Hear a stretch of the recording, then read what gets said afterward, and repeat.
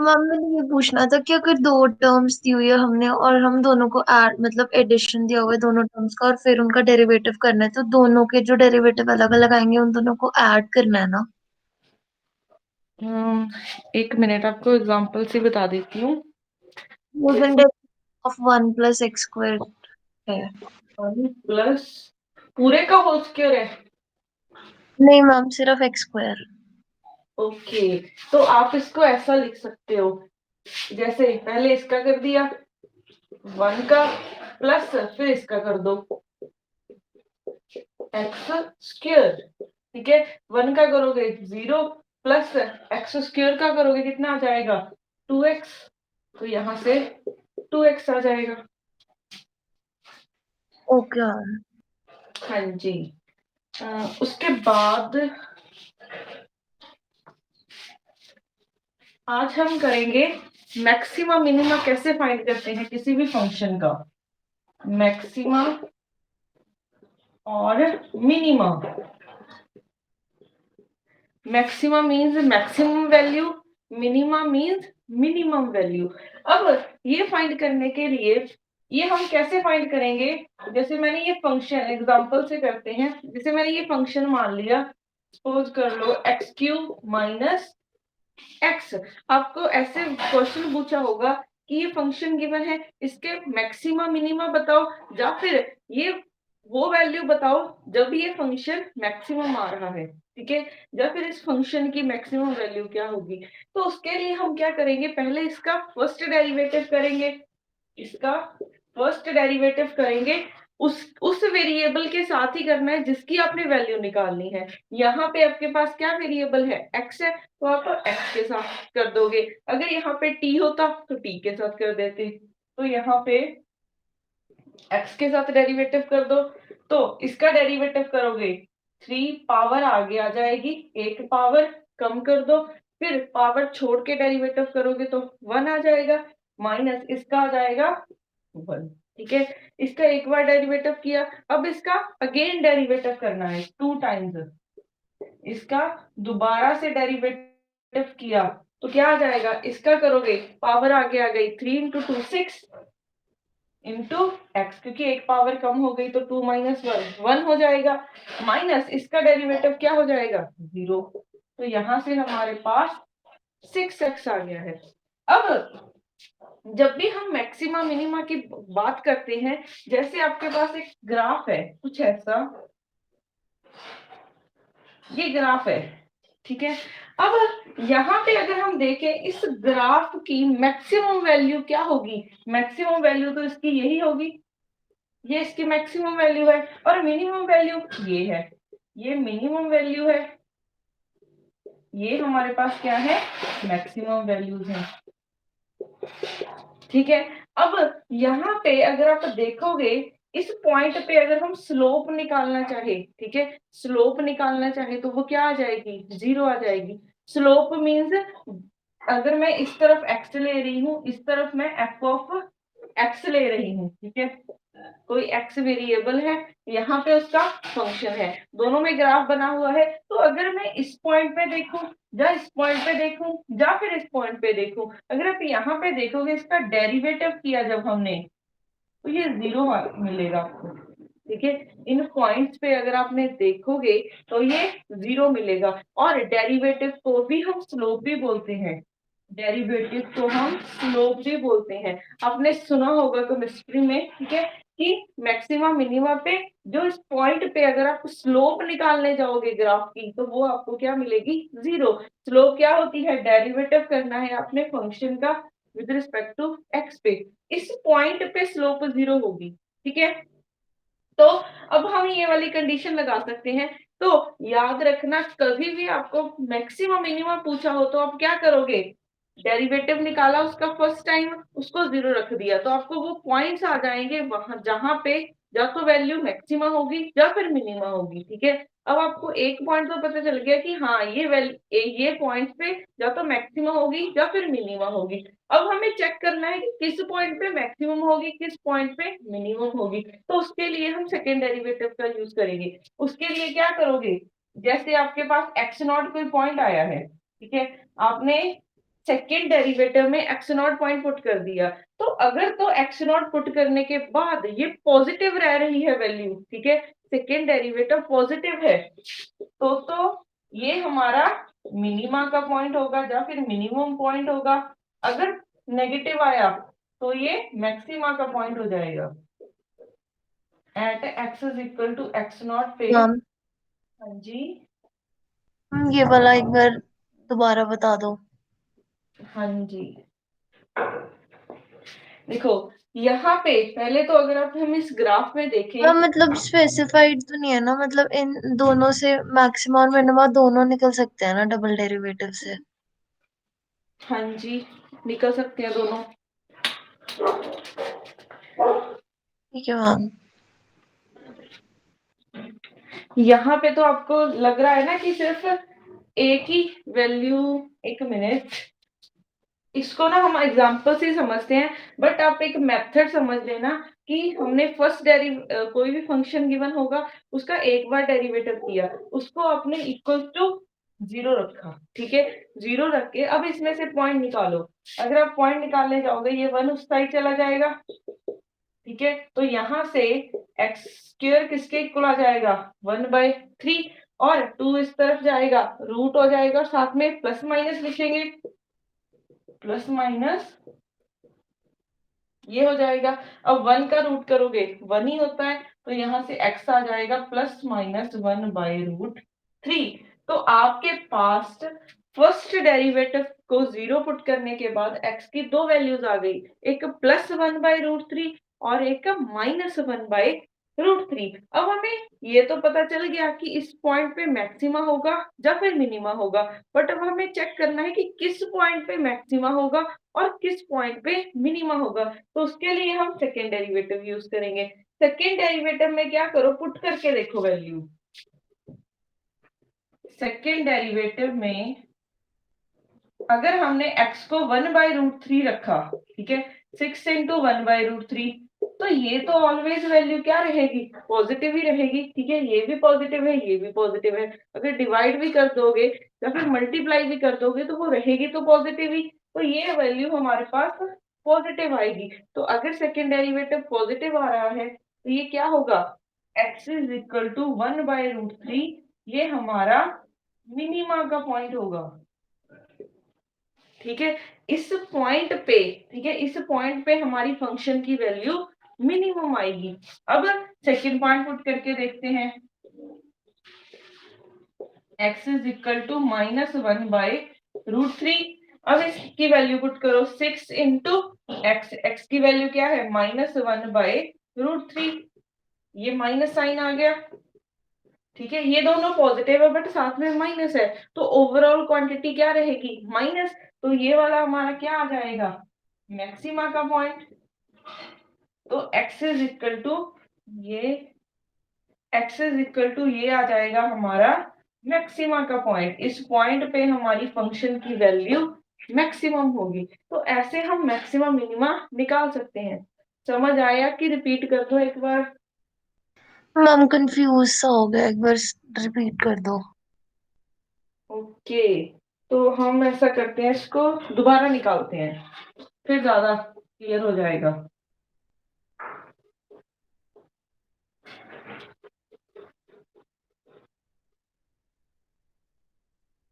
देखो पहले तो आपने ना सिर्फ स्टेप्स याद रखने हैं, पहले एक साइड पे स्टेप्स लिख लो। फंक्शन गिवन है, ठीक है, उसका फर्स्ट टाइम डेरिवेटिव किया, फर्स्ट टाइम डेरिवेटिव किया, उसको रख दिया आपने 0, तो यहां से आपके पास पॉइंट्स आ जाएंगे, ठीक है, यहाँ पे आप पॉइंट्स मिलेंगे आपको,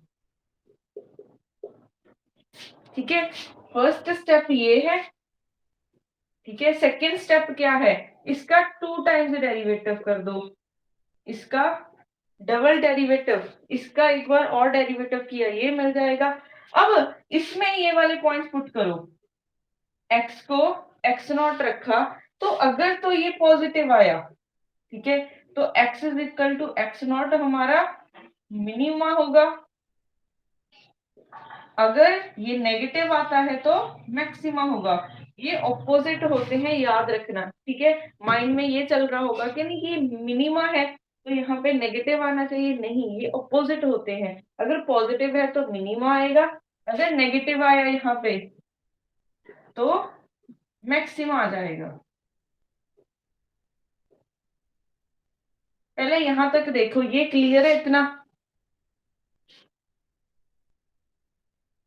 मैम वैल्यूज पुट करके नेगेटिव पॉजिटिव चेक करना है ना? ये हाँ जी, हाँ जी, ये एक्स नॉट जो आपने निकाले हैं ऊपर, ओके मैम। ठीक है, पहले तो इतना याद रखना है। अब अगर हम इसकी एग्जांपल करेंगे, ही वाली, इसका एक बार डेरिवेटिव किया कितना आ जाएगा, 3x² माइनस 1। अब स्टेप याद रखो, एक बार डेरिवेटिव किया, इसको 0 कर दिया। अब यहां से x की वैल्यूज निकालो, क्या आ जाएंगी, 3x² इज इक्वल टू 1, तो यहाँ से x² इज इक्वल टू 1/3, ये 2 उस तरफ रूट बन जाएगा, तो प्लस माइनस 1/√3। तो x की वैल्यूज हमारे पास क्या आ गई, एक तो प्लस 1/√3, एक माइनस 1/√3, दो वैल्यूज आ गई, ठीक है। यहाँ तक पहुंच गए, हमारे पास पॉइंट्स आ गए हैं। अब हमें चेक करना है कि कौन सा मिनिमा का पॉइंट होगा और कौन सा मैक्सिमा का पॉइंट होगा। क्या करोगे, इसका डेरिवेटिव कर दो एक बार अगेन, इसका 2 टाइम्स डेरिवेटिव किया, क्या आ जाएगा 6x, इसका 0 आ जाएगा। अब इसमें डेरिवेटिव, इसमें ये वाली वैल्यूज पुट करके देखो, इसमें ये वाली वैल्यूज पुट की, सेकेंड डेरिवेटिव में x को 1/√3 किया, तो 6 इंटू एक्स की वैल्यू हमने 1/√3 रखी है, तो ये आ जाएगा। अगर आप इसको देखोगे, दोनों क्वांटिटीज क्या है, पॉजिटिव, तो ओवरऑल क्वांटिटी क्या रहेगी, पॉजिटिव, ठीक है। डिवाइड, चाहे डिवाइड कर दोगे तो वो रहेगी तो पॉजिटिव ही, तो ये हमारा पॉजिटिव आ गया है। तो x इज इक्वल टू 1/√3 क्या आ गया है हमारा, एक मिनिमा का पॉइंट। जब पॉजिटिव आता है तो मिनिमा का पॉइंट आएगा, तो ये हमें मिल गया है मिनिमा। अब सिमिलरली इसको चेक करके देखो, तो आप क्या करोगे, x को -1/√3 पुट किया, यहाँ पे माइनस आ जाएगा, माइनस, तो माइनस है, 6/√3 क्वांटिटी क्या है, पॉजिटिव, तो ओवरऑल साइन क्या रहेगा, माइनस का। तो ये हमारा क्या आ गया है, सेकेंड डेरिवेटिव हमारा नेगेटिव आया है, ठीक है, तो ये मैक्सिमा का पॉइंट है। हाँ जी, समझ आया? बाय √3 मतलब -6/√3 आया, वो तो कोई पॉइंट नहीं है ना, पॉइंट्स तो वही है ना, हाँ जी, 1/√3। हम्म, ओके। ठीक है। तो इससे हमें कोई मतलब नहीं है कि ये कितनी क्वांटिटी आई है, हमें सिर्फ साइन चेक करना है। अगर तो पॉजिटिव आया तो जो हमने पुट किया था वो मिनिमा हो जाएगा, अगर ये नेगेटिव आता है तो वो मैक्सिमा हो जाएगा। अब हमें ये पॉइंट्स पता चल गए, जब हमारा फंक्शन पॉजिटिव और मैक्सिमा और मिनिमा होगा तो इसमें हम वैल्यूज रख सकते हैं।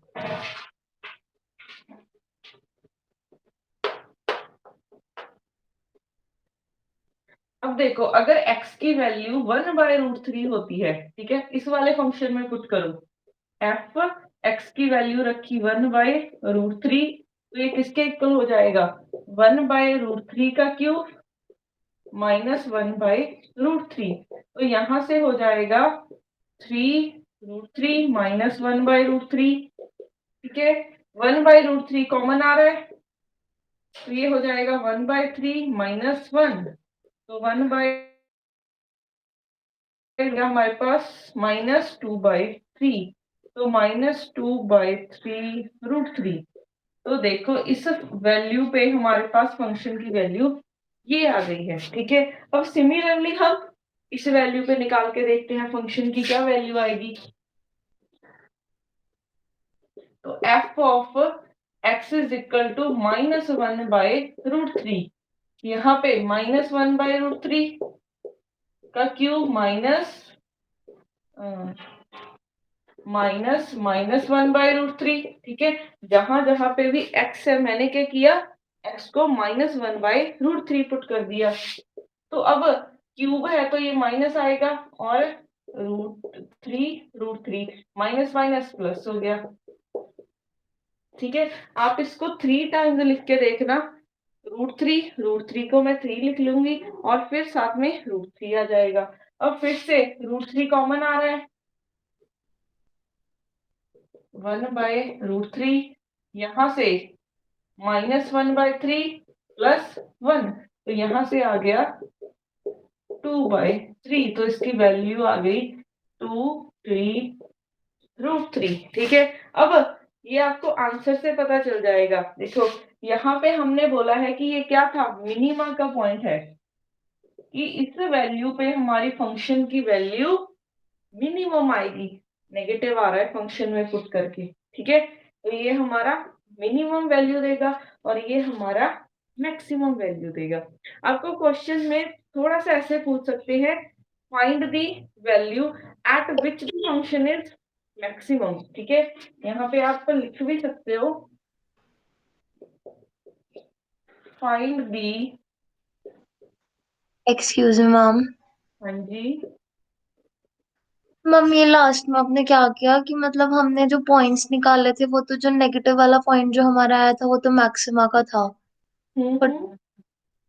अच्छा, आप फिर से इसमें कंफ्यूज हो गए ना, इस वाले में। यस मैम, मतलब ये फंक्शन में पुट करने के बाद कंक्लूजन क्या निकला है? कंक्लूजन पहले तो आपको सिर्फ यहाँ तक पता चल गया कि x is equal to 1/√3 minima का पॉइंट आया है और x is equal to -1/√3 maxima का पॉइंट आया है। यहाँ तक क्लियर है। Yes ma'am. अब हमने क्यों बोला है कि ये मैक्सिमा मिनिमा का पॉइंट है, ये वो वैल्यू है जब हमारा फंक्शन क्या होगा, मिनिमम होगा। तो फंक्शन की वैल्यू कितनी आएगी वो हम निकाल सकते हैं। फंक्शन तो हमारा यही था ना स्टार्टिंग में। अब इसमें ये वाली वैल्यू रख के देखो तो आपके पास ये वैल्यू आ जाएगी। ठीक है, आपको क्वेश्चन में ये भी पूछा जा सकता है, तभी मैं आपको क्वेश्चन लिख रही थी कि क्वेश्चन कैसे कैसे पूछ सकते हैं, आपको ये वाली वैल्यूज निकालने की जरूरत भी नहीं पड़ सकती। अब पहले मैं क्वेश्चन लिखती हूँ, फिर दोनों से बताती हूँ, ज्यादा क्लियर होगा। मैम मेरे को सब कुछ समझ में आ गया, लेकिन जब हम ग्राफ प्लॉट करेंगे तो हम फंक्शन वाली वैल्यू से प्लॉट करेंगे कि जो हमने ये एक्स की वैल्यूज निकाली है? ऐसे इसका ग्राफ देखो, इस तरफ हमने x रखा है, इस तरफ हमने f ऑफ x रखा है। अब हमारे पास दो पॉइंट्स आए हैं, ठीक है, मैक्सिमा मिनिमा के। अब एक पॉइंट मान लिया, चलो मैंने ये है 1/√3, ये मान लिया -1/√3, ये तो x की वैल्यूज है ना। ग्राफ बनाने के लिए आपको ये भी पता होना चाहिए ना कि इस वैल्यू पे फंक्शन की क्या वैल्यू होगी, तभी ग्राफ प्लॉट कर सकते हैं हम। Yes ma'am.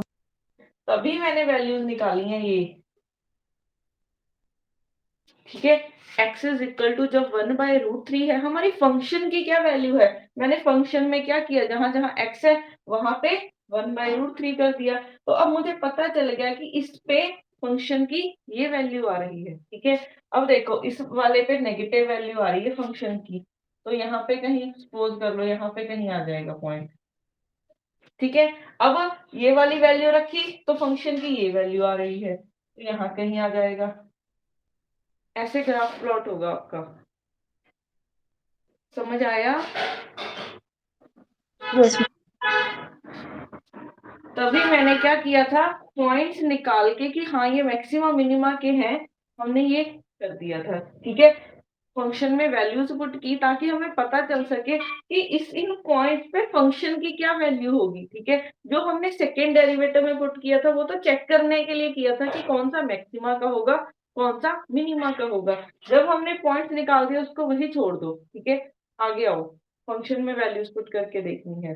अब आपको अगर ग्राफ बनाने को आ जाए, ठीक है, कि वैसे आ सकता है मैक्सिमा मिनिमा का ग्राफ, पहले आप यहाँ तक तो कर लोगे। ठीक है, क्योंकि ये दो पॉइंट्स निकल गए आपके, अब उस पे फंक्शन की वैल्यूज आपको यहाँ से पता चल जाएंगी।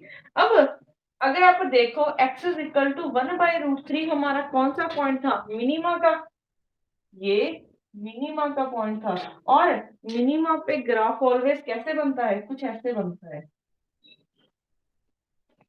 ठीक है, मिनिमा पे ग्राफ ऐसे बनता है और मैक्सिमा पे ग्राफ ऐसे बनता है, आप इसको भी याद रख सकते हो। ठीक है, अब ये पॉइंट हमारा मैक्सिमा था, मैक्सिमा का था। ठीक है, सिर्फ आपने छोटा सा ये लगाना है, मिनिमा का तो ऊपर को, ऊपर की तरफ ये लगा दिए, कर्व सी बना दी, और मैक्सिमा का है ये बना दिया। अब अब हमें ये ग्राफ को ज्वाइन करना है, ठीक है, तभी तो हमारा कंप्लीट ग्राफ हमें दिखेगा। अगर हमने इन दोनों पॉइंट्स को ज्वाइन करना है तो ये पास किसमें से होके जाएगा, ठीक है, क्या ये इस ओरिजिन से पास होके जाएगा? अगर हम इस पॉइंट पे देखें, ठीक है, यहाँ पे x की वैल्यू भी 0 है और फंक्शन की वैल्यू भी 0 है। क्या ये हमारे फंक्शन में पॉसिबल है? तो आप यहाँ पे देख सकते हो, जब मैंने x को 0 रखा, ठीक है, अगर आपने इस लाइन को ओरिजिन से पास करवाना है, आपको चेक करना पड़ेगा कि क्या ये पॉइंट सेटिस्फाई कर रहा है हमारे इस फंक्शन को। तो कैसे चेक करोगे? इस पॉइंट पे x की वैल्यू क्या है? 0। x की वैल्यू 0 रख के देखो, यहाँ पे 0 रखा, 0 माइनस 0, तो फंक्शन की क्या वैल्यू आ रही है? 0। तो इस पॉइंट पे अगर आपने देखा, x को 0 रखा तो फंक्शन की वैल्यू भी 0 आ रही है, तो वो हमारे फंक्शन में आ रही है, तो इसको हम ओरिजिन से पास करवा सकते हैं। ये बन जाएगा ऐसे, ठीक है, तो ये ग्राफ कुछ ऐसा बन जाएगा।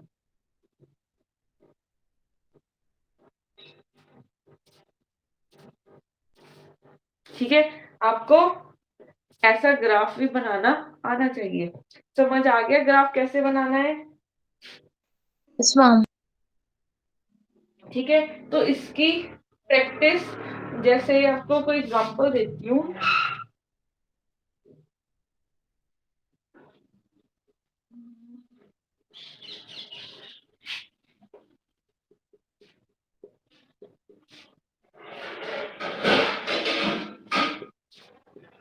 इसका करके देखो जल्दी से, ठीक है, मैक्सिमा मिनिमा बनाना है, फिर इसका ग्राफ भी ड्रॉ करना है, इसको करो जल्दी से क्वेश्चन, फिर समझ आ जाएगा।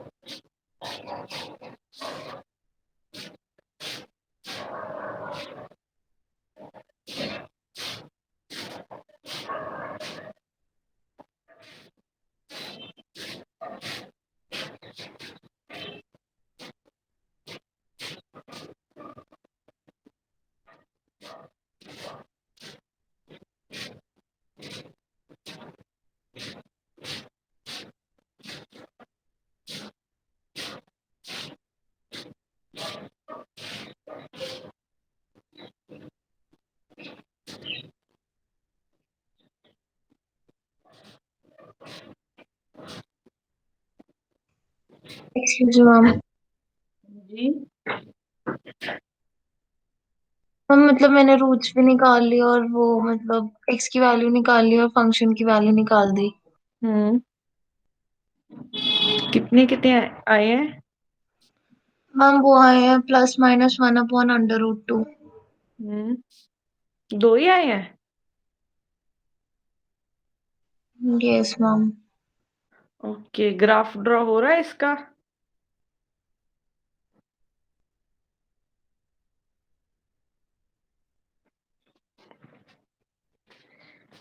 तो अगर मैं इसका एक बार डेरिवेटिव करूं तो ये क्या हो जाएगा? D four F of, x -2x। यहां से आ जाएगा 4x³ -2x, यही बन जाएगा।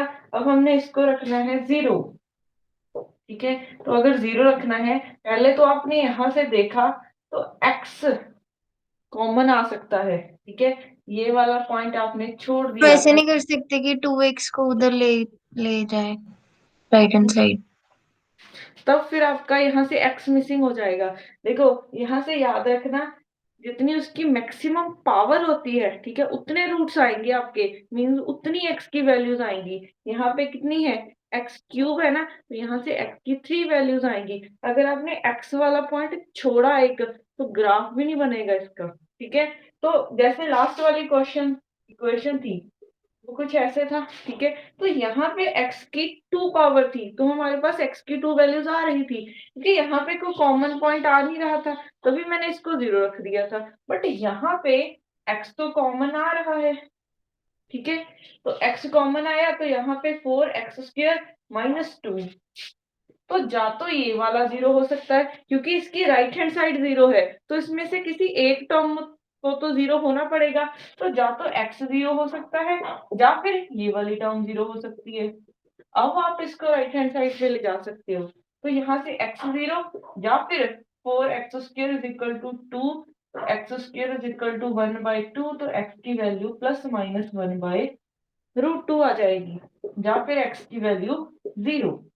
तो आपके पास 3 पॉइंट्स आए हैं, एक तो x की वैल्यू 0 पे, और एक x +-1/√2 पे। अब हमें चेक करना है कि ये मैक्सिमा के पॉइंट हो गए या फिर मिनिमा के। उसके लिए क्या करोगे, इसका सेकेंड डेरिवेटिव।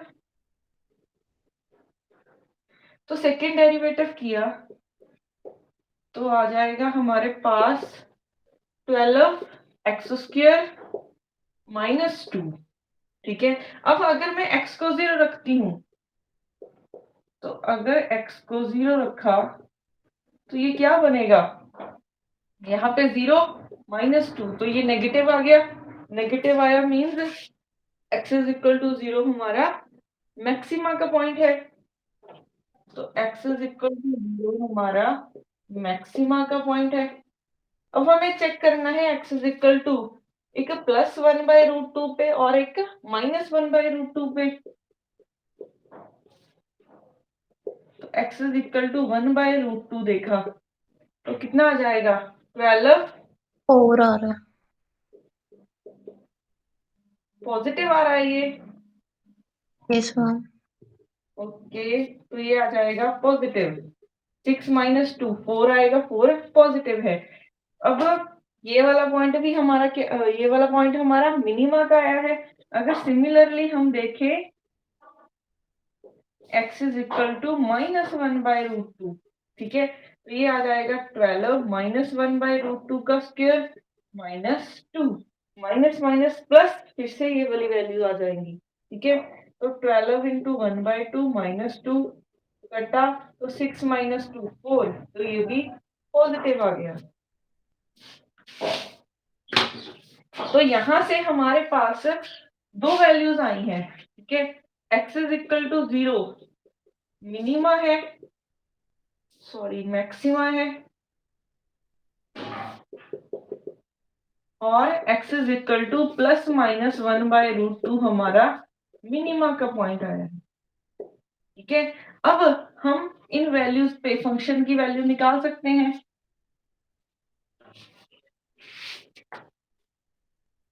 तो यहाँ पे अगर मैं फंक्शन में x को 0 रखती हूँ तो क्या आ जाएगा, x को 0 रखा, 0 माइनस 0, तो ये 0 आ जाएगा।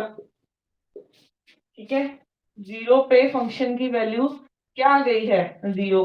अब अगर मैं x को क्या रखती हूँ, 1/√2, तो कितनी वैल्यू आएगी, 1/√2 का स्क्वायर, और 4 माइनस 1/√2 का स्क्वायर। तो यहाँ से आ जाएगा हमारे पास 1/4 माइनस 1/2, तो ये आ जाएगा -1/4, यही आएगा।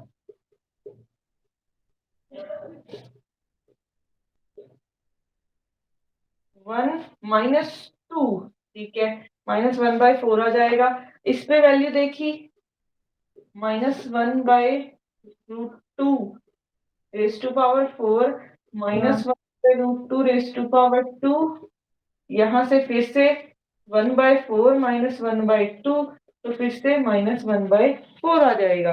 तो इन दोनों पे नेगेटिव आ रहा है और इस पे 0 आ रहा है। अब करते हैं इसका ग्राफ ड्रॉ।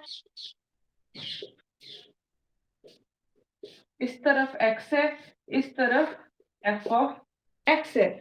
तो अब देखो पॉइंट्स क्या क्या है, एक तो ये पॉइंट आ रहा है, ठीक है, और एक x ये आ रहा है और एक ये आ रहा है।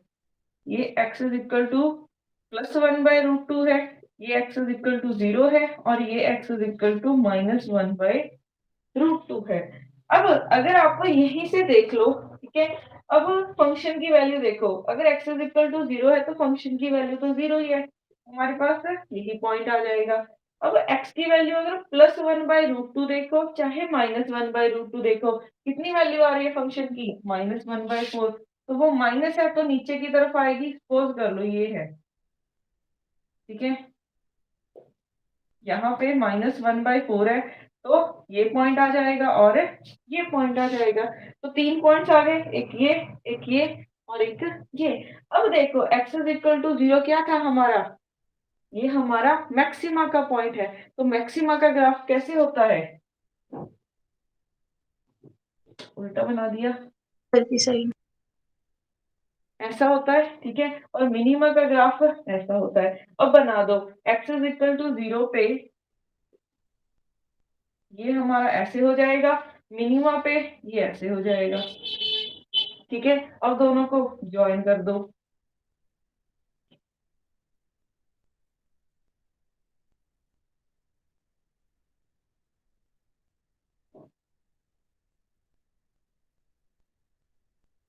देखो ये ग्राफ कुछ ऐसा बन जाएगा। तो अगर आपने वो पॉइंट छोड़ोगे, ठीक है, तो ग्राफ आपका ऐसे बन जाएगा। अब किस में से पॉइंट पॉइंट पास करवाओगे, फिर गलत हो जाएगा, ठीक है। अगर आपका ग्राफ नहीं बन रहा है मीन्स कि आप कुछ पीछे गलत करके आ रहे हो, कोई पॉइंट छोड़ के आ रहे हो। हाँ ओके जी, मैम। हो जाएंगे ऐसे क्वेश्चन। Yes ma'am. ओके, तो आपको कुछ ऐसी स्टेटमेंट पूछी जा सकती हैं, जैसे find the value of x at which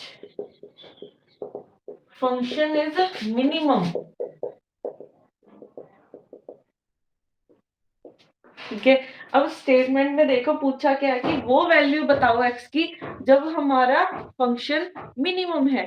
तो मिनिमम वैल्यू, ठीक है, फंक्शन की कब आती है, ये वाला पॉइंट आपको पूछा गया है, ठीक है, क्योंकि ये मिनिमा है, ठीक है। मिनिमम मींस जब हमारा फंक्शन की वैल्यू मिनिमम आती है।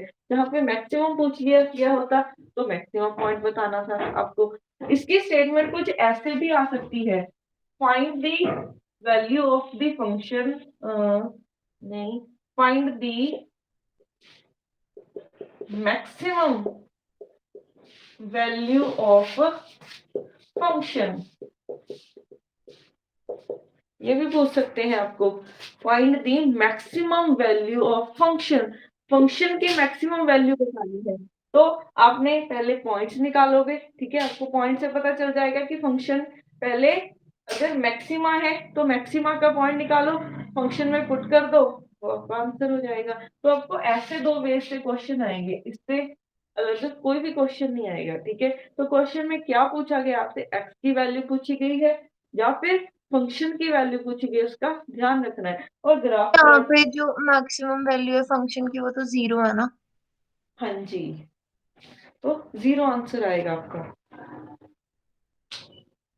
ठीक है।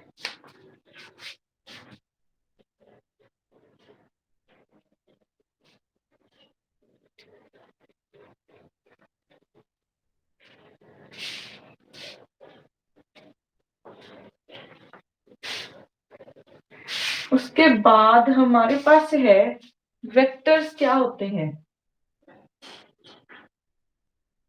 पढ़ा हुआ है ये पहले।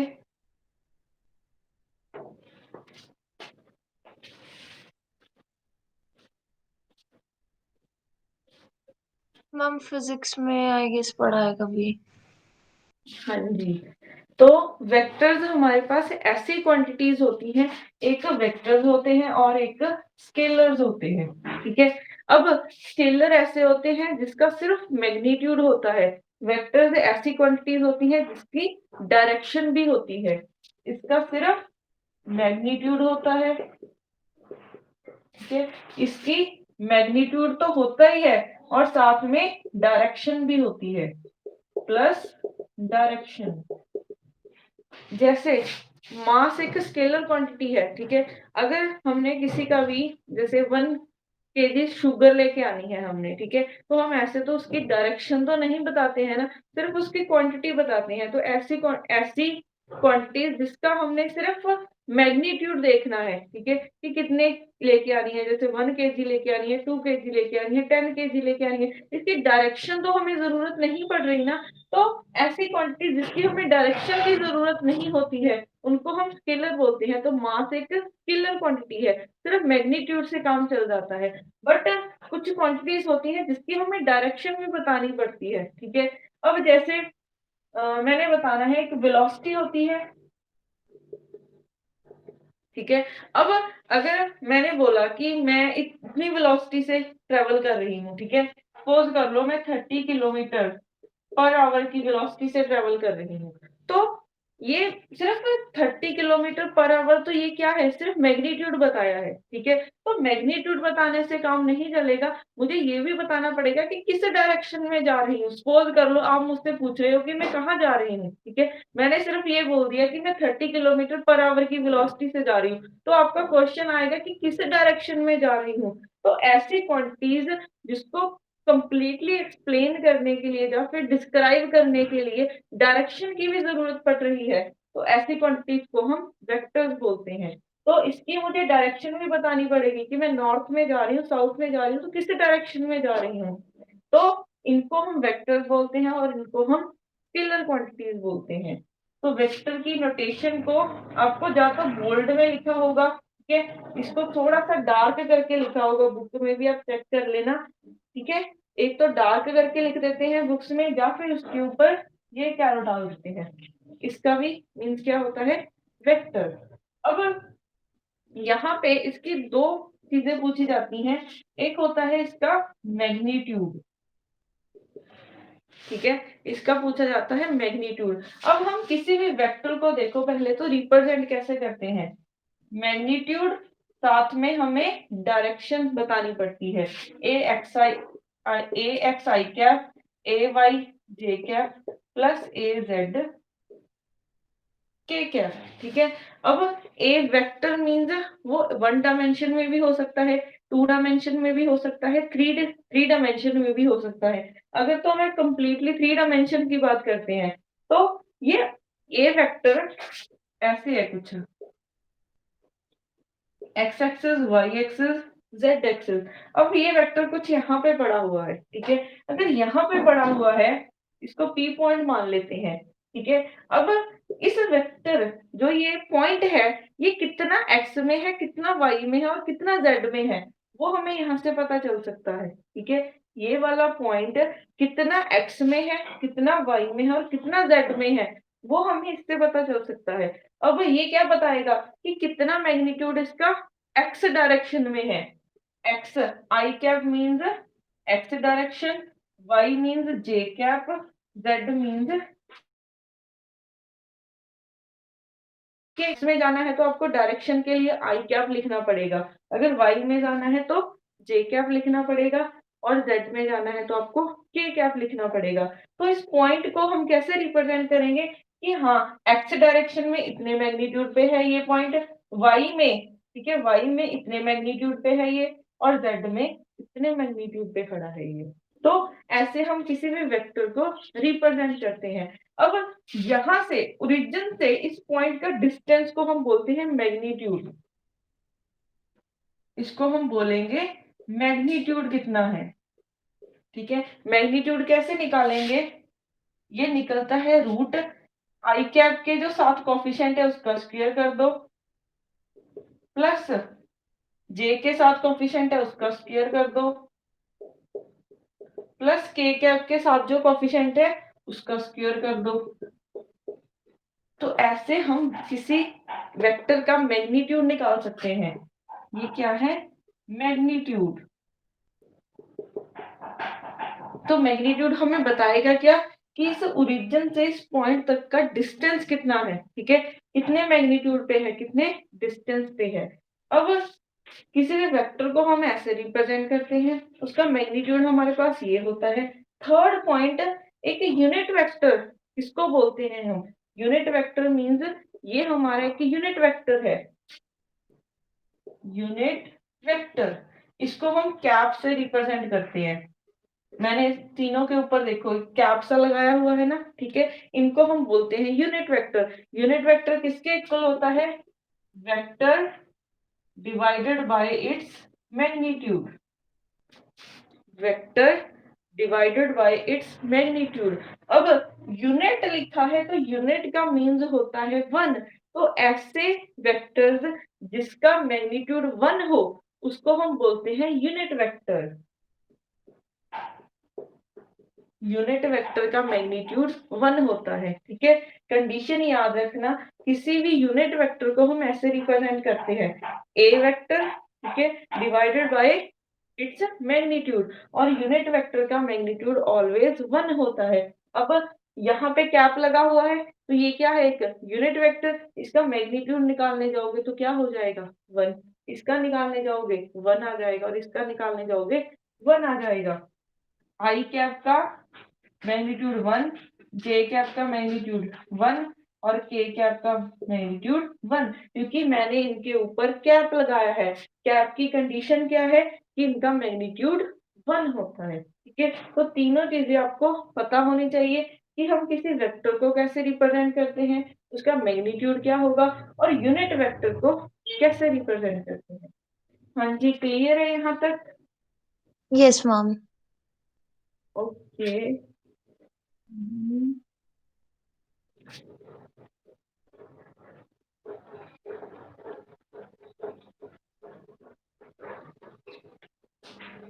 जैसे मैं एक एग्जांपल लिखती हूँ, ए वेक्टर लिखा 2 आई कैप प्लस 3 जे कैप प्लस 4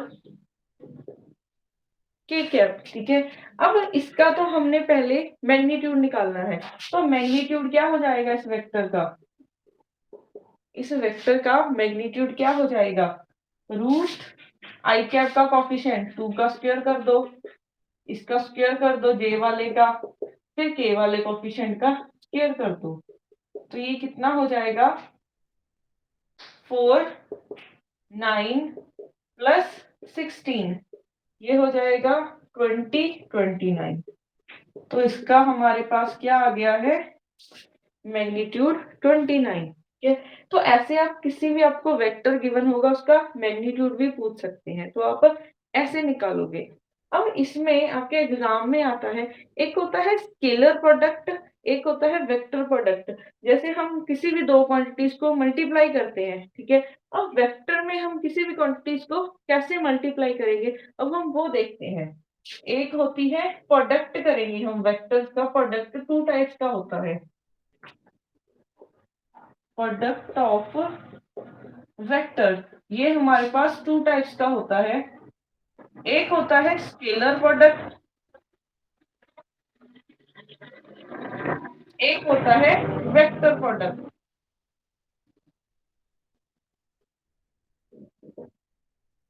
ठीक है, एक होता है स्केलर प्रोडक्ट, एक होता है वेक्टर प्रोडक्ट। अब scalar product co dot product भी बोलते हैं, डॉट प्रोडक्ट, इसको हम क्रॉस प्रोडक्ट भी बोलते हैं।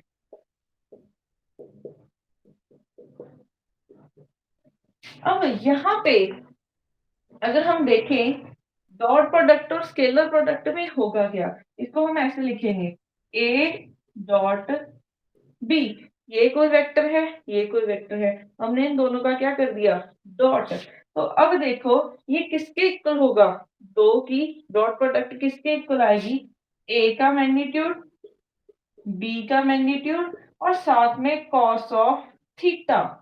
ठीक है, अब ये थीटा क्या है, थीटा है ए और बी में एंगल, थीटा क्या है, angle between a and b vector. ठीक है, थीटा क्या है, angle between a and b vector. अब इसको आप ऐसे भी रिप्रेजेंट कर सकते हो कि ये ए वेक्टर है, ये बी वेक्टर है, इन दोनों में एंगल क्या है, थीटा। तो हम किसी भी डॉट प्रोडक्ट को ऐसे रिप्रेजेंट करते हैं। अब वेक्टर प्रोडक्ट किसके इक्वल होगा, यहाँ पे क्रॉस लिखा है तो बीच में क्रॉस डाल दो, यहाँ पे डॉट लिखा था तो डॉट लगा दिया, यहाँ पे क्रॉस लिखा है तो क्रॉस लगा दो। ये किसके इक्वल होगा, ए का मैग्नीट्यूड, बी का मैग्नीट्यूड और साथ में साइन थीटा। अब दोनों में डिफरेंस सिर्फ यही है कि यहाँ पे कॉस थीटा आता है और यहाँ पे साइन थीटा आता है, और साथ में यहाँ पे एन कैप लगाना है आपने। ठीक है, अब ये एन कैप क्यों लगाया है वो बताती हूँ। अब फिर से थीटा याद रखना, angle between a and b, theta क्या है, angle between a and b vectors. अब हमने डॉट का मतलब तो समझ लिया कि मैंने डॉट लगाया है, क्रॉस तो समझ लिया कि क्रॉस लगाया है। अब यहाँ पे मैं इसको स्केलर क्यों बोल रही हूँ, इसको वेक्टर क्यों बोल रही हूँ, स्केलर मींस जिसका सिर्फ मैग्नीट्यूड आता है। तो अगर दो वेक्टर्स को हम डॉट पर, दो वेक्टर्स का हम डॉट प्रोडक्ट करेंगे तो वो एक स्केलर क्वांटिटी आ जाएगी। ठीक है, तो इसका रिजल्ट आएगा वो एक स्केलर आएगा, बट इसका नेम क्या है, वेक्टर प्रोडक्ट। तो जो इसका रिजल्ट आएगा वो एक वेक्टर क्वांटिटी आएगी। अगर वेक्टर क्वांटिटी है तो ये हमें साथ में डायरेक्शन है, ये एन कैप बताएगा। ठीक है, तो एन कैप क्या है, इस क्रॉस प्रोडक्ट की डायरेक्शन है। अब आपको प्रॉब्लम्स करेंगे तब आपको पता चलेगा कि हाँ इसका रिजल्ट स्केलर आ रहा है और इसका वेक्टर आ रहा है। अब जैसे मैं आई कैप डॉट आई कैप करूं, ठीक है, मैंने आई के साथ डॉट प्रोडक्ट करना है। ठीक है, तो वो किसके इक्वल होगा, यहाँ पे आई जो कैप, हाँ जी, हम ये ऊपर लिख दो, नीचे दिख नहीं रहा है। ये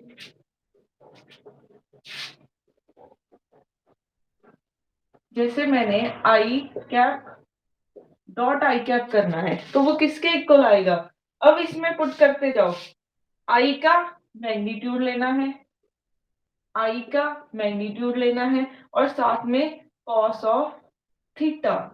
आई का मैग्नीट्यूड, आई क्या है, एक यूनिट वेक्टर, इसका मैग्नीट्यूड 1 हो जाएगा, ये भी 1 हो जाएगा, कॉस ऑफ थीटा। तो यहाँ से कॉस ऑफ थीटा आ गया। अब थीटा क्या था, angle between a and b. हमारे पास ऐसा ही होता है, ये आई कैप है, ये एक्स डायरेक्शन है, ये वाई, ये जेड, मीन्स ये आई कैप है, ये जे कैप है और ये के कैप है। अब यहाँ पे लिखा है कि आई का मैंने आई के साथ ही डॉट प्रोडक्ट कर दिया। ठीक है, तो यही आई है और यही आई है, तो इसमें एंगल क्या होगा, जीरो ही होगा। ठीक है, क्योंकि मैं बात ही सेम लाइन की कर रही हूँ, तो यहाँ पे थीटा क्या हो जाएगा, जीरो। तो अगर ये जीरो होता है तो कॉस जीरो हमारा 1 हो जाएगा। तो यहाँ से आई डॉट आई हमारा क्या हो जाएगा, 1। सिमिलरली अगर आप जे डॉट जे करोगे, ठीक है, आप सेम लाइन की बात कर रहे हो, तो यहाँ पे भी एंगल क्या हो जाएगा, जीरो। तो जे डॉट जे भी हमारा 1 हो जाएगा, के डॉट के भी हमारा 1 हो जाएगा। ठीक है, अब यहाँ से हमको ये पता चला कि आई का आई के साथ किया तो 1 आ जाएगा, जे का जे के साथ करोगे या फिर के का के साथ करोगे तो वो 1 आ जाएगा। अगर हम आई डॉट जे करें तो क्या होगा, आई डॉट जे। अब देखो आई डॉट जे किया तो आई का मैग्नीट्यूड, तो 0 आ जाएगा आंसर। हाँ जी, तो कॉस ऑफ थीटा ये 1 आ गया। अब आई और जे में कितना होता है एंगल, 90 डिग्री। इनमें एंगल 90 डिग्री, इसमें एंगल 90, तो एंगल कितना हो गया दोनों में 90, और cos 90 कितना होता है 0, तो 0 आ जाएगा। तो यहां से हमारे पास आई डॉट जे करोगे, जे डॉट के करोगे या फिर के डॉट आई करोगे तो वो 0 आ जाएगा। ठीक है, ये रूल्स याद रखने हैं। जैसे हम ऐसे लिखूं मैं, ए वेक्टर लिख दिया 2i cap plus 3j cap plus 4k cap, और बी वेक्टर लिख दिया I cap plus 2j cap plus 3k cap. अब दोनों की डॉट प्रोडक्ट करनी है, दोनों की डॉट प्रोडक्ट करनी है, तो कैसे करोगे? ठीक है, तो डॉट प्रोडक्ट के लिए आपने 2i cap plus 3j cap plus 4k cap ये लिखा, dot I cap plus 2j cap plus 3k cap ये लिखा। अब देखो 2, यहाँ पे आई डॉट आई करोगे कितना आ जाएगा, आई डॉट आई करोगे 1 आ जाएगा, तो यहाँ से 2 मिल जाएगा। ठीक है, प्लस आई का जे के साथ करोगे 0 हो जाएगा डॉट प्रोडक्ट। तो माइंड में रखना, ठीक है, इन रिजल्ट को यूज करते हुए कि जब भी हम डॉट प्रोडक्ट करते हैं तो आई का आई के साथ कर दो, जे का जे के साथ कर दो, के का के साथ कर दो, फिर बाकी जो टर्म है वो 0 हो जाएंगी। तो आई का आई के साथ किया, यहाँ पे मैग्नीट्यूड 2 है, यहाँ पे 1 है, तो 2 इंटू 1 2 हो जाएगा। फिर जे का जे के साथ कर दो, तो 3 इंटू 2 6 हो जाएगा, प्लस के का के साथ कर दो तो 12 हो जाएगा। तो यहाँ से ये हो जाएगा 820 आ जाएगा। ठीक है, अब देखो इसका रिजल्ट क्या आया है, एक स्केलर क्वांटिटी आई है, तभी हम डॉट प्रोडक्ट को स्केलर प्रोडक्ट भी बोलते हैं। ठीक है, तो यहाँ से आप ऐसे किसी की भी प्रोडक्ट स्केलर प्रोडक्ट निकाल सकते हो। अब यहाँ पे आपको यही क्वेश्चन देके, ठीक है, ए दिया है और बी दिया है, आपसे पूछ लिया जाए कि एंगल बताओ ए और बी में। ठीक है, find angle between a and b. ठीक है, तो निकाल सकते हो, कैसे निकालोगे और ए और बी में एंगल, यहां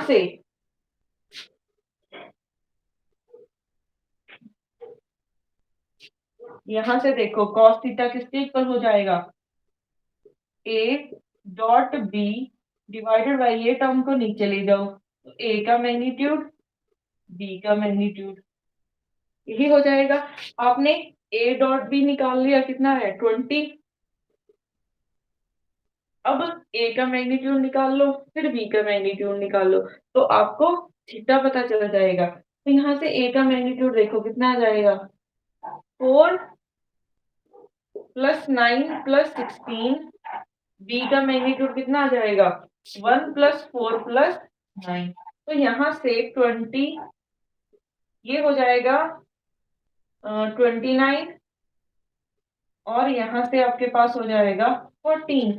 तो यहाँ से हम थीटा की वैल्यू निकाल सकते हैं। ठीक है, आपको इससे ज्यादा कैलकुलेशन करने की जरूरत नहीं होगी क्योंकि यही ऑप्शन में पड़ा होगा आपके पास। ठीक है, थीटा इसके इक्वल हो जाएगा, कॉस थीटा हमारा ये आया है 20/√29 √14। थीटा क्या हो जाएगा, कॉस इस तरफ जाएगा इनवर्स बन जाएगा 20/√29 √14। ठीक है, तो ऑप्शन में यही पड़ा होगा, इससे ज्यादा सॉल्व नहीं करते, वो ऑप्शन में यही होता है। ठीक है, तो आप ए डॉट बी भी निकाल सकते हो, अगर आपको एंगल पूछा हो, ठीक है, ए और बी देके, तो वो भी निकाल सकते हो, क्योंकि ए का मैग्नीट्यूड निकाल सकते हो, बी का निकाल सकते हो, ए डॉट बी भी आप कर सकते हो। क्लियर है यहाँ तक? Yes ma'am. ओके, तो अब ये थी हमारे पास स्केलर प्रोडक्ट। अब हम करते हैं वेक्टर प्रोडक्ट। कैसे करेंगे?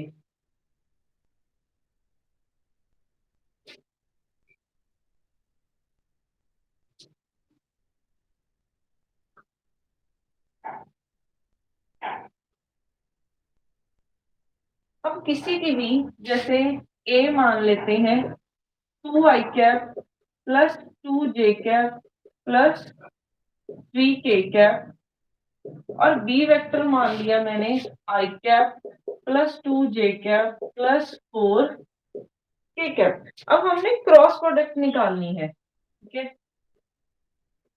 क्रॉस प्रोडक्ट निकालनी है। तो क्रॉस प्रोडक्ट से पहले जैसे हमने आई डॉट आई किया था, फिर जे डॉट जे किया था, और सिमिलरली हम यहाँ पे करके देखते हैं कि क्या आएगा। अगर हमने यहाँ पे देखा आई क्रॉस आई किया, तो ये किसके इक्वल हो जाएगा? आई का मैग्नीट्यूड, आई का मैग्नीट्यूड, फिर साथ में sine of theta n cap, ये मैग्नीट्यूड 1 1 हो जाएगा। अब देखो साइन थीटा, ठीक है, साइन थीटा, थीटा क्या था? एंगल बिटवीन ए और बी, ठीक है। अब ए भी आई है, बी भी आई है, तो सेम ही लाइन है, तो एंगल कितना हो जाएगा? 0, क्योंकि सेम ही लाइन की बात कर रहे हैं, तो साइन 0 कितना होता है? 0।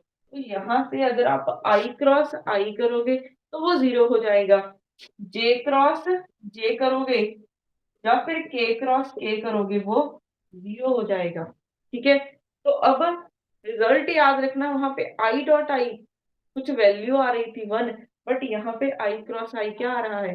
0। अगर हम अपने आप के साथ तो कर दिया, अगर हम आई क्रॉस जे करें, आई क्रॉस जे निकालें, तो आई का मैग्नीट्यूड, जे का मैग्नीट्यूड, फिर sine of theta n cap, इनका मैग्नीट्यूड 1 होता है। अब ये अगर आई है, ये हमारा जे है, तो एंगल कितना है? 90, तो साइन 90 और साथ में एन कैप, ये आ जाएगा साइन 90 1 होता है, तो यहाँ पे हो जाएगा एन कैप।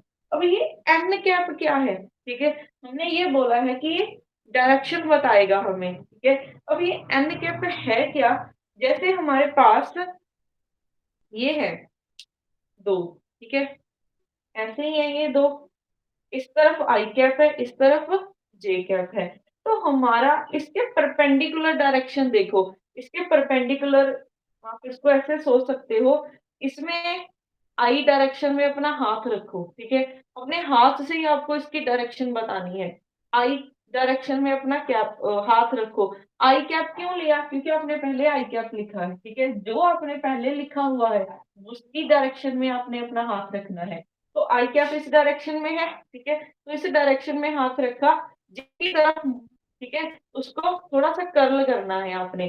जे हमारा इस डायरेक्शन में है, तो ऐसे कर्ल होगा, जे की डायरेक्शन में इसको थोड़ा सा कर्ल करो, मीन्स के हाथ को आपने मोड़ना है, ऐसे मोड़ा तो आपकी थंब की डायरेक्शन आपको एन कैप बताएगा। जो थंब होगा वो एन कैप होगा। के की डायरेक्शन में अपना हाथ रखा, जे की तरफ उसको फोल्ड करो, ये फोल्ड किया, ठीक है, ऐसे ही फोल्ड हो रहा है मेरा हाथ। तो एन कैप हमारा किस, ये थंब हमारा किस डायरेक्शन में है? बाहर की तरफ आ रहा है, तो बाहर की तरफ हमारा कौन होता है? जेड ही होता है। ये आई कैप, ये जे कैप, के कैप हमारा इस डायरेक्शन में ही होता है, क्योंकि ये मेरा बोर्ड ही क्या है? 2 डायमेंशनल है। मैं ऐसे बनाती हूँ, मैंने ऐसे बना दिया, एक्चुअल में ये ऐसे नहीं है, ये ऐसे पड़ा होता है, ठीक है। ये हमारे पास कुछ ऐसी होती है फिगर, ठीक है, ये आई कैप, ये जे कैप और के कैप हमारा बाहर की तरफ होता है।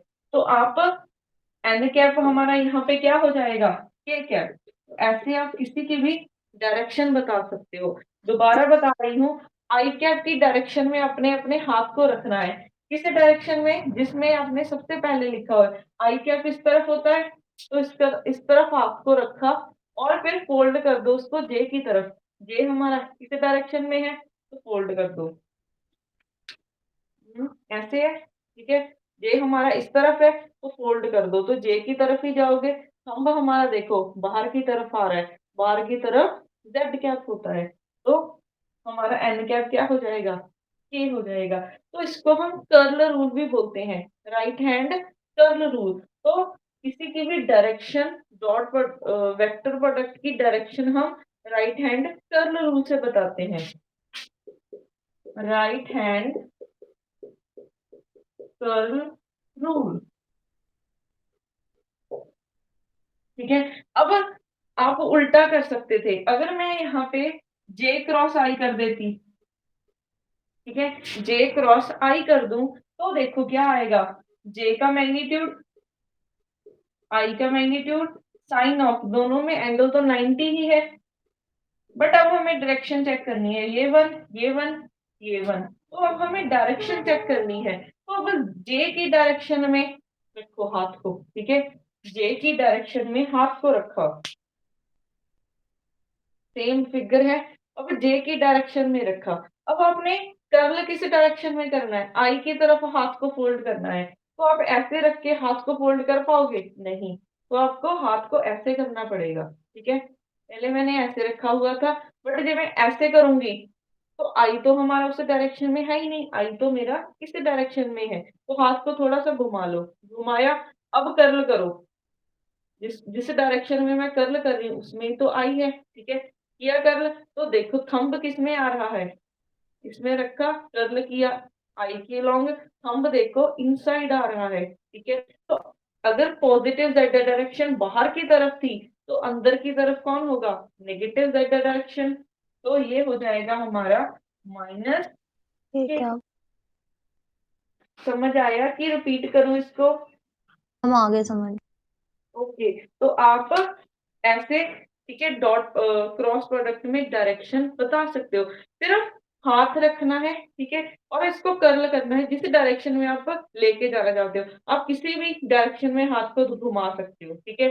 अगर ऐसे रखना है तो अंदर की तरफ कर्ल हो जाएगा, तो डायरेक्शन ये आ जाएगी, ठीक है। अब अगर आप यहाँ पे देखोगे, आई क्रॉस जे कितना आ रहा था, के कैप, अगर जे क्रॉस आई किया तो माइनस के कैप आ रहा है। तो ये रूल ऐसे होता है, A cross B is equal to minus B cross A. अब ये क्रॉस प्रोडक्ट में देखो माइनस का साइन आ जाता है अगर आप इन दोनों को इंटरचेंज करोगे, बट डॉट प्रोडक्ट में ऐसा कुछ नहीं होता। ए डॉट बी करोगे चाहे बी डॉट ए कर लो, सेम ही बात है, ठीक है। क्यों, क्योंकि वहां पे कोई डायरेक्शन होती ही नहीं है, ठीक है। चाहे आप ए डॉट बी करके स्केल निकालो आंसर, चाहे बी डॉट ए करके निकालो, बात सेम आएगी क्योंकि आना ही मैग्नीट्यूड है। बट यहाँ पे डायरेक्शन की वजह से नेगेटिव साइन आ जाएगा। अब सिमिलरली आप निकाल सकते हो बाकी भी, जैसे आई क्रॉस जे किया तो के कैप आ गया,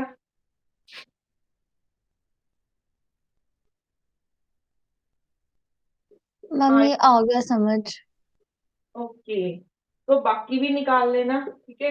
जैसे जे क्रॉस के किया तो आई कैप आ जाएगा, ऐसे ही के क्रॉस आई करोगे तो जे कैप आ जाएगा, ऐसे ही सारे लिख लेना इसको। अब हम कर रहे थे ए क्रॉस बी, तो ए क्रॉस बी अब निकाल सकते हो,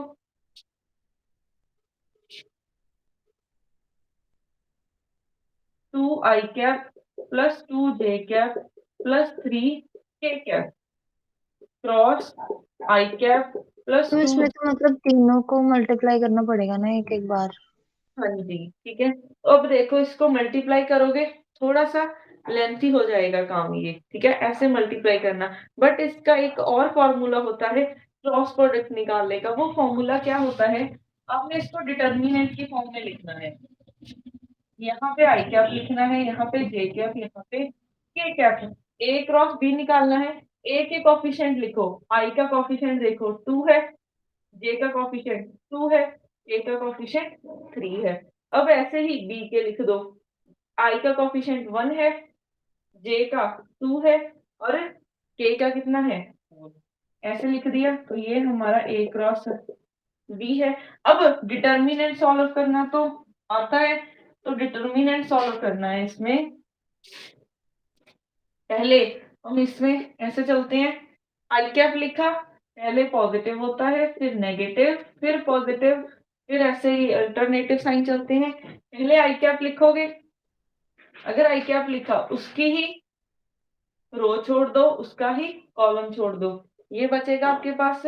मल्टीप्लाई करोगे क्या आ जाएगा, 2 3 2 4, फिर माइनस जे कैप आ जाएगा। ठीक है, इसकी रो छोड़ दो, इसका ही कॉलम छोड़ दो, ये छोड़ दिया, तो आपके पास ये बन जाएंगे 2 1 3 4 प्लस के कैप।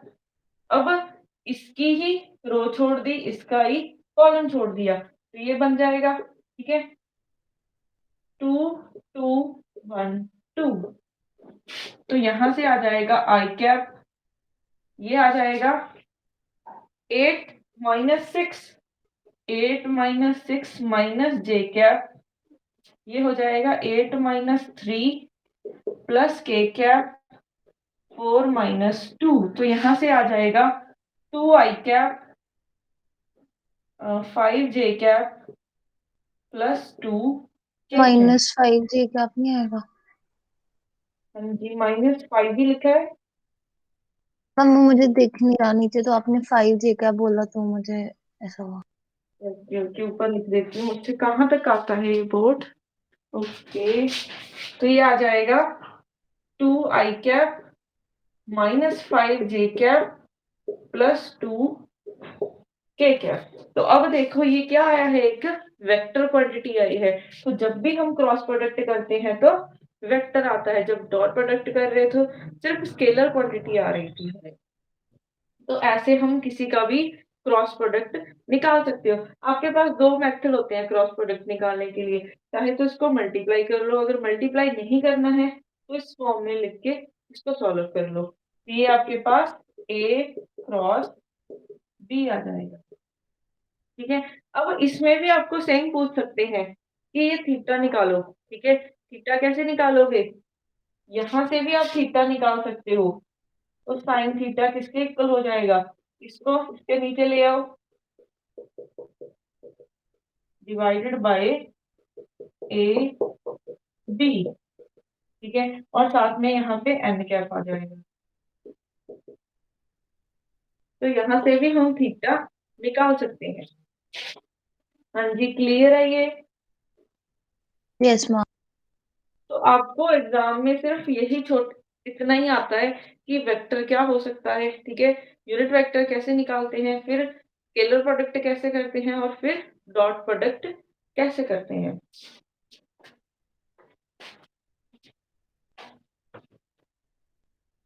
उसके बाद हमारा लास्ट टॉपिक बचता है प्रोबेबिलिटी। कोई डाउट तो नहीं है अब तक। No ma'am.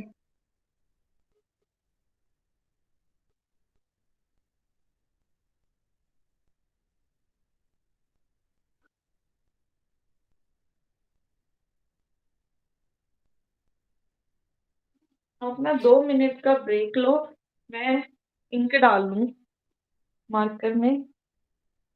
Okay ma'am.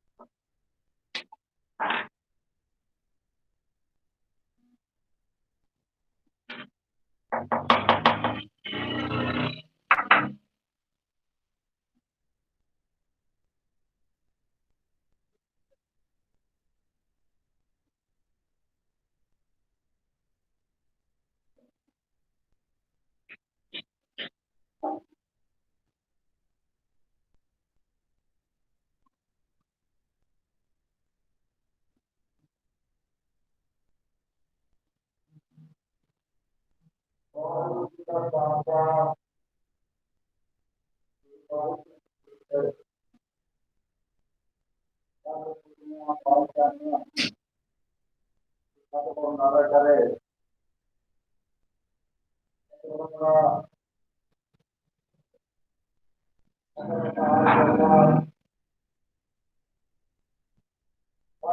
के पाए इस तरह अपने नजर में हुई है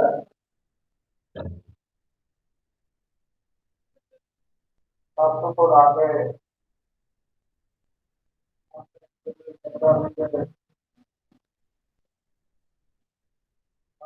कर रहे हैं भाई तो आज यहाँ तो बंदे हमारे समाज को समझने तो हो गए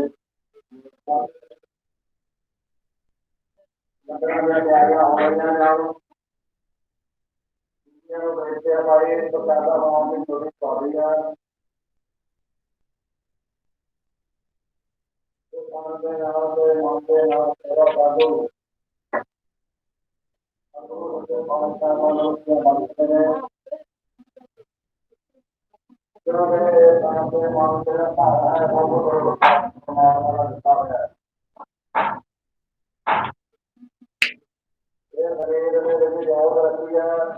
नेक्स्ट हमारे पास है प्रोबेबिलिटी।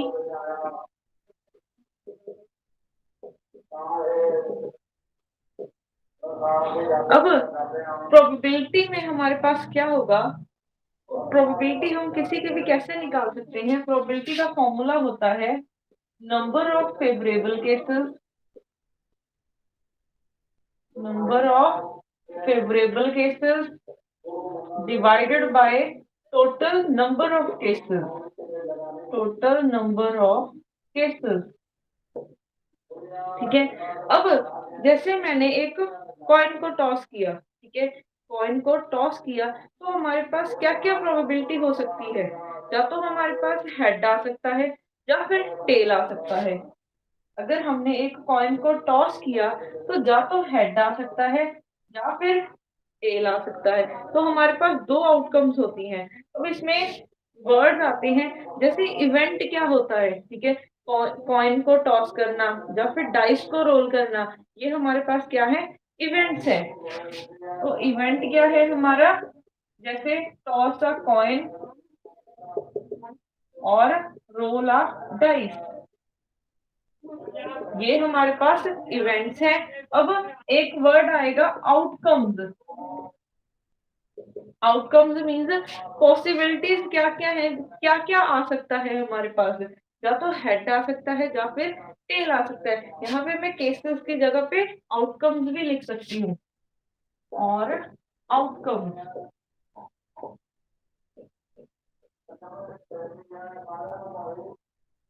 तो टोटल आउटकम्स क्या आ सकती है, या तो हेड आ सकता है या फिर टेल आ सकता है। अब हमने प्रोबेबिलिटी निकालनी है कि हेड आए। सपोज कर लो प्रोबेबिलिटी ऑफ हेड निकालना है, तो इसमें हमारे पास फेवरेबल केस कौन सा है, सिर्फ एक फेवरेबल केस है, क्योंकि हम हेड की निकालना चाहते हैं। तो ये हमारे पास फेवरेबल है, ठीक है, तो इसी में तो हेड आ रहा है, तो ये आ जाएगा 1। ठीक है, number of favourable cases, head आने की निकालनी है, तो हेड आने के लिए फेवरेबल कौन है, ये हेड ही तो है, तो हेड कितने हैं, 1 ही है। ठीक है, डिवाइडेड बाय टोटल कितनी आउटकम्स है, 1 2, तो हेड आने की प्रोबेबिलिटी क्या आ जाएगी, 1/2। ऐसे ही टेल आने की प्रोबेबिलिटी निकालनी है, तो वो क्या आ जाएगी, टेल के लिए फेवरेबल केस कितना है, 1 डिवाइडेड बाय टोटल 2। देखो इन दोनों की प्रोबेबिलिटी क्या आ गई है, चाहे हेड आए चाहे टेल आए, दोनों की प्रोबेबिलिटी क्या है, सेम है। इनको हम क्या बोल सकते हैं, equally likely cases, equally likely events भी बोल सकते हैं, इक्वली लाइकली इवेंट। ठीक है, ऐसे इवेंट्स को हम इक्वली लाइकली इवेंट्स भी बोल सकते हैं। जैसे हम एक डाइस को रोल करते हैं, अगर हमने एक डाइस को रोल किया, लूडो खेलते होगे आप, तो उसमें क्या होता है, हमारे पास 6 पॉसिबिलिटीज होती हैं। या तो 1 आ सकता है, अगर मैं टोटल आउटकम्स देखूं, या तो 1 आ सकता है, या 2 आ सकता है, या 3, या 4, या 5, या फिर 6। कितने हैं हमारे पास total outcomes, total number of outcome कितने हैं 6। अगर हमने सपोज कर लो प्रोबेबिलिटी निकालनी है 1 आने की, प्रोबेबिलिटी निकालनी है 1 आने की, तो कौन से हमारे पास नंबर ऑफ फेवरेबल केसेस कितने हैं, सिर्फ इसमें 1 आ रहा है, तो फेवरेबल तो सिर्फ एक ही है, डिवाइडेड बाय टोटल कितने हैं 6। ऐसे ही 2 आने की तो 6, ऐसे ही आप किसी की भी निकालोगे, 3 आने की भी 1/6, 4 आने की भी 1/6, 5 और 6 आने की भी 1/6 आ जाएगी। तो कॉइन को टॉस करना या फिर डाइस को रोल करना, ये क्या है हमारे पास इक्वली लाइकली इवेंट्स है, जिनकी किसी की भी प्रोबेबिलिटी निकालो वो सेम आएगी। ठीक है, अब यहाँ पे बस सबको प्रोबेबिलिटी जब भी आती है तो फॉर्मूला मत बोलना, किसके इक्वल होता है, number of favourable outcome divided by total number of outcome. जैसे हम 2 कॉइन को टॉस करें, ठीक है, 2 कॉइन्स को साइमल्टेनियसली टॉस करते हैं,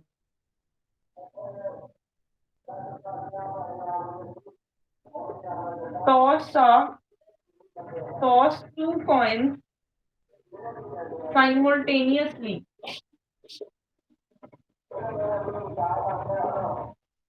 साइमल्टेनियसली मीन्स एक ही टाइम पे दोनों कॉइन्स को टॉस किया।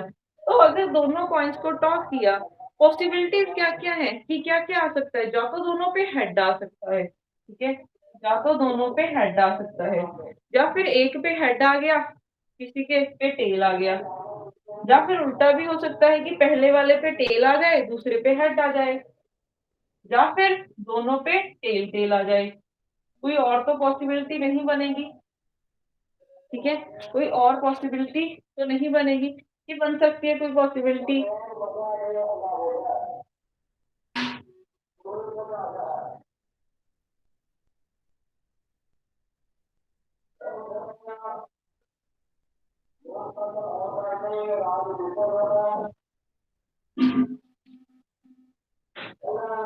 क्लास में होगी कि चले गए। मैम मैंने बोला नो मैम। मुझे वो सुना ही नहीं, बाहर से शोर आ रहा है बहुत। अच्छा, तो आपके हमारे पास इतनी पॉसिबिलिटीज आ जाएंगी। अब अगर हमने हेड आने की प्रोबेबिलिटी निकालनी है, प्रोबेबिलिटी ऑफ हेड आए, ठीक है, और मैंने ये नहीं कहा कि किसी, अब मैंने स्पेसिफाई नहीं किया कि हाँ फर्स्ट कॉइन पे ही हेड आना चाहिए, मुझे सिर्फ हेड चाहिए, अगर वो किसी भी कॉइन पे आए तो हेड आने के लिए प्रोबेबिलिटी देखो। अब इसमें टोटल नंबर ऑफ केसेस कितने हैं, 1 2 3 और 4, ठीक है। अब यहाँ पे नंबर ऑफ फेवरेबल केसेस देखो कितने हैं, हेड तो इसमें भी है, इसमें भी है और इसमें भी है, तो हमारे पास 3 फेवरेबल केसेस है, ठीक है। तो यहाँ पे हेड आने की प्रोबेबिलिटी क्या हो जाएगी 3/4। ऐसे ही एक टेल आने की प्रोबेबिलिटी क्या हो जाएगी, ये आ जाएगा हमारे पास, टेल इसमें भी है, इसमें भी है और इसमें भी है, तो ये हो जाएगा 3/4। अब एक वर्ड आएगा यहाँ पे, एक होता है एटलीस्ट और एक होता है एटमोस्ट। एक वर्ड आएगा एटलीस्ट, ठीक है, एक वर्ड आएगा एटमोस्ट। एटलीस्ट मीन्स मिनिमम इतने तो होने चाहिए, उससे ज्यादा हो जाए उससे कोई प्रॉब्लम नहीं है। अगर मैं यहाँ पे बोलूं एटलीस्ट 1 हेड आने की प्रोबेबिलिटी, एटलीस्ट 1 हेड, तो एटलीस्ट मीन्स एक हेड तो होना ही चाहिए।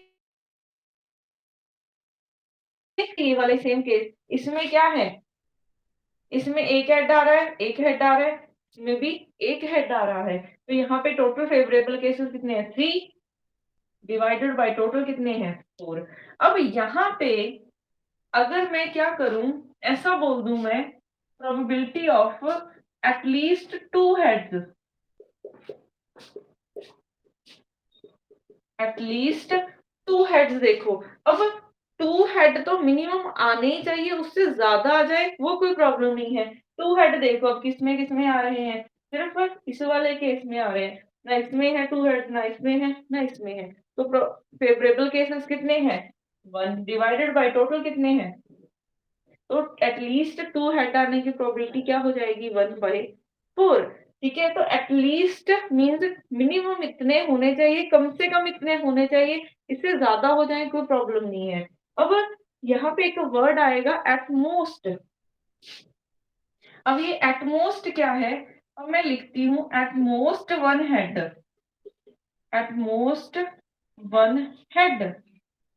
एटमोस्ट होता है कि मैक्सिमम एक हेड आना चाहिए, अगर कोई हेड नहीं भी आ रहा तो भी चलेगा, बट एक से ज्यादा हेड नहीं आना चाहिए, ठीक है। एटमोस्ट वन हेड मीन्स एक से ज्यादा हेड नहीं आना चाहिए। अब एक से ज्यादा हेड नहीं आना चाहिए, इसमें देखो दो हेड आ रहे हैं बट हमें सिर्फ एक हेड चाहिए, तो ये नहीं होगा, ये आ जाएगा, ठीक है। इसमें एक ही हेड है, इसमें एक ही हेड है, इसमें कोई भी हेड नहीं है, ये भी आ सकता है, ठीक है। एट मोस्ट वाले में ये भी आ सकता है, क्योंकि उन्होंने बोला है कि एक हेड आना चाहिए, ठीक है, उससे ज्यादा नहीं आना चाहिए, उससे कम आ सकता है। इन दोनों में डिफरेंस याद रखना, ठीक है। इसमें ज्यादा से ज्यादा एक आना चाहिए, उससे ज्यादा नहीं आना चाहिए, तो ये वाला केस भी आ सकता है, क्योंकि इसमें कोई भी हेड नहीं आ सकता। तो कितने हो जाएंगे, 3 फेवरेबल केसेस डिवाइडेड बाई 4। अब यहाँ पे अगर मैं लिख दूं at most 2 heads, at most, चलो हेड को छोड़ो, हम टेल पे देखते हैं। एक्सक्यूज मी मैम, हाँ जी। मैम जो एटमोस्ट वन हेड है उसमें तो हमने ऐसे किया था ना कि मतलब ज्यादा से ज्यादा एक हेड आना चाहिए, तो मैम उसमें वो लास्ट वाला केस कैसे इंक्लूड हुआ वो मुझे समझ नहीं आया। इसमें तो कोई भी हेड नहीं आ रहा, आप इसको ऐसा समझ सकते हो कि एक हेड आ जाए, ठीक है, उससे ज्यादा नहीं आ जाए, उससे ज्यादा नहीं आना चाहिए, उससे कम वाले हैं जो मर्जी आ जाए। अब हेड में देखो पॉसिबिलिटीज क्या क्या है हेड आने की, या तो कोई भी हेड ना आए, या फिर वन हेड आए, या फिर टू हेड आए, यही पॉसिबिलिटीज है 3। अब एटमोस्ट मीन्स ये आ सकती है दोनों, वन से ज्यादा नहीं आना चाहिए, कम तो हो सकता है, ठीक है। एटलीस्ट में क्या था, ये वाले दो केसेस आ रहे थे। हाँ जी, समझ आया, कोई यस और? मैम। ओके, तो फिर एट मोस्ट 2 टेल्स की प्रोबेबिलिटी बताओ मुझे क्या आएगी।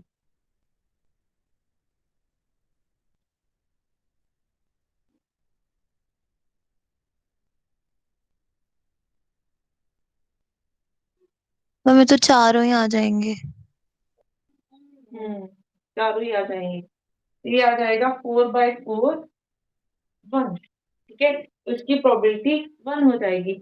अब एक बात का और ध्यान रखना, जो प्रोबेबिलिटी है वो मैक्सिमम प्रोबेबिलिटी की जो वैल्यू है वो 1 हो सकती है, ठीक है। इसकी वैल्यू 0 to 1 लाई करती है, ठीक है। मैक्सिमम 1 तक हो सकती है, मिनिमम 0 हो सकती है, और इसके बीच में लाई करेगी। अगर आपका आंसर सपोज कर लो 1.2 आ गया तो समझ लेना आंसर गलत है, क्योंकि ऑप्शन में तो गिवन हो सकता है वो, ठीक है, बट प्रोबेबिलिटी की जो वैल्यू है वो 0 से 1 तक ही हो सकती है, इससे ज्यादा नहीं होती है, ये भी ध्यान रखना। एक्सक्यूज मी मैम, हाँ जी। मैम 9:40 फ्री कर देना क्योंकि 9:45 क्लास है। 9:45 कितना टाइम हुआ है? 30 हो गए, 30 होने वाले हैं मतलब। बस हमारा थोड़ा सा ही रहता है। आपको एटलीस्ट बता दिया, ये बता दिया। अब उसके बाद अगर मैं सपोज कर लो 2 डाइसेस को रोल कर रही हूँ, 2 डाइसेस को रोल किया साइमल्टेनियसली, ठीक है। तो अब देखो इसमें आउटकम्स बताओ मुझे क्या क्या आ सकती हैं।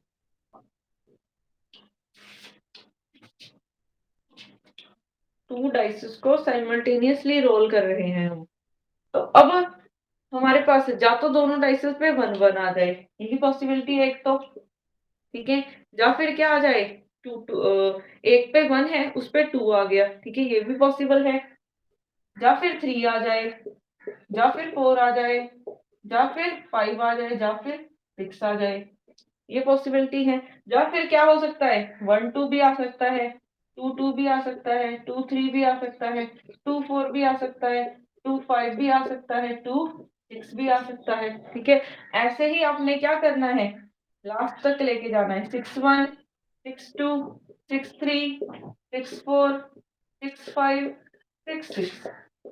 ठीक है, तो टोटल केसेस देखो, अगर हम एक डाइस को रोल करते हैं तो 6 पॉसिबिलिटीज होती हैं। 1 डाइस के लिए 6 होते हैं, 2 डाइसेस के लिए कितने हो जाएंगे, 6 इंटू 6 36। काउंट कर लेना चाहे, ये 6 इस तरफ आएंगे और 6 नीचे की तरफ आएंगे, तो 36 पॉसिबिलिटीज बनेगी। अब इसमें आपको क्वेश्चन देखो कैसे पूछ सकते हैं कि सपोज कर लो एटलीस्ट 5 आना चाहिए। ठीक है, आपको अगर बोला जाए कि एटलीस्ट 5 आना चाहिए, मीन्स टोटल सम करके 5 आना चाहिए। ठीक है, जैसे एटलीस्ट 5 मीन्स ये वाला केस आ जाएगा, इससे ज्यादा वाले सारे इसमें प्रेजेंट हो जाएंगे। ठीक है, एटलीस्ट 5 में, एटलीस्ट 5 भी छोड़ो, हम इससे भी इजी करते हैं। अगर मैं सिर्फ हम बोल तो दूं, उसको लिखने के लिए तो हमें सारे फिर लिखने ही पड़ेंगे ना। 36 के 36 लिखने पड़ेंगे आपको। क्या? ये क्वेश्चन कर सकते हो आप। हम क्योंकि अभी तो टाइम लग जाएगा फिर अगर ये लिखूंगी मैं तो। हम्म, ये तो आप वैसे करो कि लिख दो क्या क्या फाइंड आउट करने में आंसर निकाल लूंगी। हाँ जी, 3 2 3 4 3 5 3 6, यहाँ पे 3 आ जाएगा, 4 5 3 6, 4 1 4 2 4 3 4 4 4 5 4 6, एक रह गया 5 वाला, 5 1 5 2 5 3 5 4 5 5 5 6, ये बन जाएंगे। अगर मैं आपको बोलूं कि एटलीस्ट 5 आने की प्रोबेबिलिटी, ठीक है, ये आप निकाल लेना, लिख देती हूँ मैं यहाँ पे, एटलीस्ट प्रोबेबिलिटी निकालनी है, एटलीस्ट 5 की प्रोबेबिलिटी निकालनी है, total of 10, total of 10, total of 10 means कि 10 आना चाहिए ना, मैंने एटलीस्ट लिखा है ना मैंने एटमोस्ट लिखा है। 10 किस में आएगा, जैसे ये रहा 4 6 में टोटल 10 बन रहा है। ठीक है, 5 5 टोटल 10 बन जाएगा। हमने ना एटलीस्ट देखना है ना एटमोस्ट, सिर्फ 10 वाले की प्रोबेबिलिटी निकालनी है। उसके बाद टोटल ऑफ 12,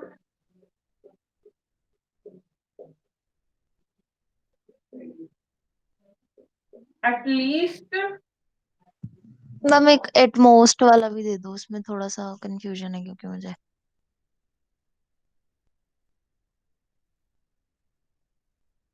एटमोस्ट ना देती हूँ, चलो 5 लिखो, सिर्फ इतने करके देखना। ठीक है, और प्रोबेबिलिटी में आपको सिर्फ सिंपल वाले क्वेश्चन ही आएंगे। ठीक है, इससे ज्यादा नहीं आएंगे, सिर्फ सिंपल। प्रोबेबिलिटी का फॉर्मूला याद रखना कि क्या होता है, number of favourable cases by total number of outcome. यहाँ तक कोई डाउट तो नहीं है? No ma'am. ओके, तो आप की क्लास है, रेस्ट ही कर लो उसके बाद। ठीक है, आप हमारा सिलेबस सिर्फ इतना ही था, अगर कोई डाउट होता है तो पूछ लेना, फिर हम एक दिन टेस्ट रख लेंगे। Okay ma'am. मैम अगर आप एक क्लास में थोड़ा ग्राफ अगर समझा सको तो लाइक है वो सिलेबस में। कौन सा ग्राफ? मतलब जो सारे ग्राफ्स होते हैं जो बेसिक स्टार्टिंग के होते हैं। कॉस साइन वाले? Yes ma'am. ओके, तो हम नेक्स्ट क्लास में मुझे बता देना कौन से। ठीक है, कॉस साइन टैन सीकेंड ये वाले सारे ग्राफ्स। मैम मतलब जो हमारे पेपर में कहीं पे भी यूज होंगे फिजिकल केमिस्ट्री में और उसमें मतलब उसमें थोड़ा सा है मेरे को डाउट रहता है।